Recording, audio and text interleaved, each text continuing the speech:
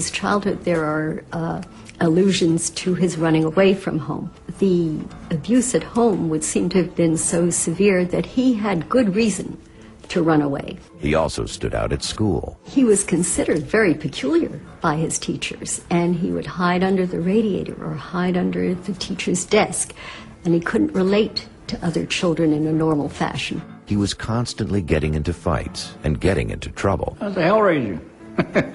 He got on the school bus with a lead pipe, and he threatened the other children there. This is not just being aggressive, this is really being violent. Shawcross's first brush with the law came at age 18, when he was arrested for breaking into a department store. Not long after, he married his first wife. I met my wife at the family bargain store where you get all your bargains. They divorced 2 years later in 1967. That same year, he was drafted into the Army. He married again before leaving for Vietnam.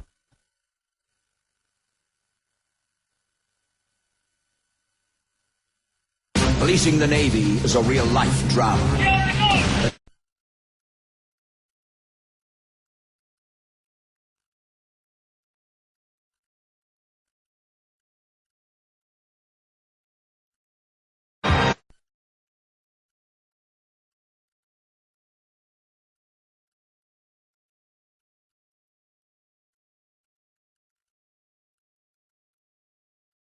The military.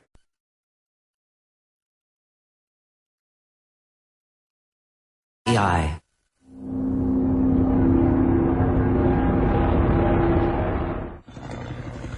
Vietnam is a beautiful country. There's a lot of resources in Vietnam, but man, a lot of hell over there. His tour of duty would be a seminal period in his life. The military taught you how to kill, didn't teach you how to stop.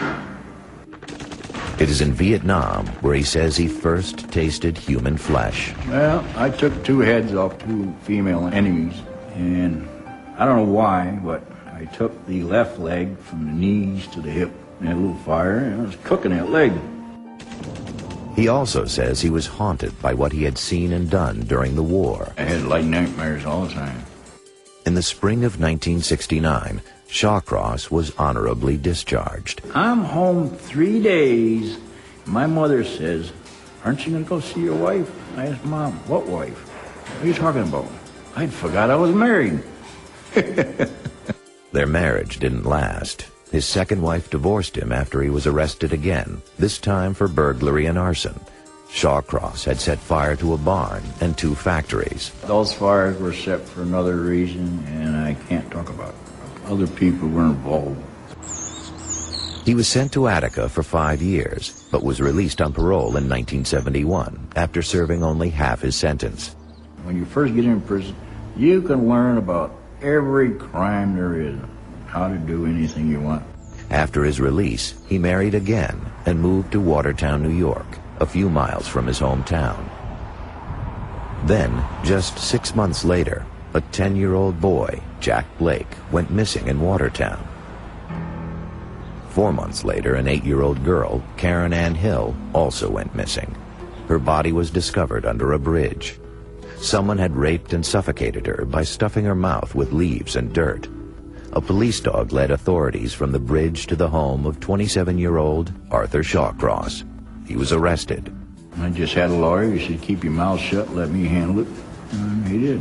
In a plea agreement, he admitted to killing both children, but he wasn't charged with murder. Instead, he was allowed to plead guilty to 1 count of manslaughter for killing Karen Ann Hill. He was not charged with rape, and he was not charged for the murder of Jack Blake. He was sentenced to an indeterminate term of up to 25 years. It certainly raises questions that if he had been held responsible for the murder and received the maximum sentence then of 25 to life, he would have never been out on the streets to be able to commit the crimes in Rochester. Today, Shawcross refuses to even talk about the 2 murders. I just don't want to bring up those memories. It's too painful, a lot of shame, and I regret it badly. But after serving 14 and a half years for killing a child, he would be released and soon start killing again. On April 29, 1987, Arthur Shawcross was released on parole from prison after serving 14.5 years for killing 8-year-old Karen Ann Hill. I walked out the front door, it was like a different universe. The door closed behind you. You don't turn around and look back. The parole board sent him to Binghamton, New York, and informed the police department that a child killer was moving into their community. A very well-liked and very well-known police officer from the Binghamton Police Department. His very own daughter, she was murdered by a pedophile. The officer complained about Shawcross, and the parole board moved him. But no matter where he went, Shawcross couldn't escape his past. Word had spread, and he was literally chased from town to town. Some drunks show up in my apartment. They're going to kick my butt. Frustrated, the parole board finally settled him in Rochester.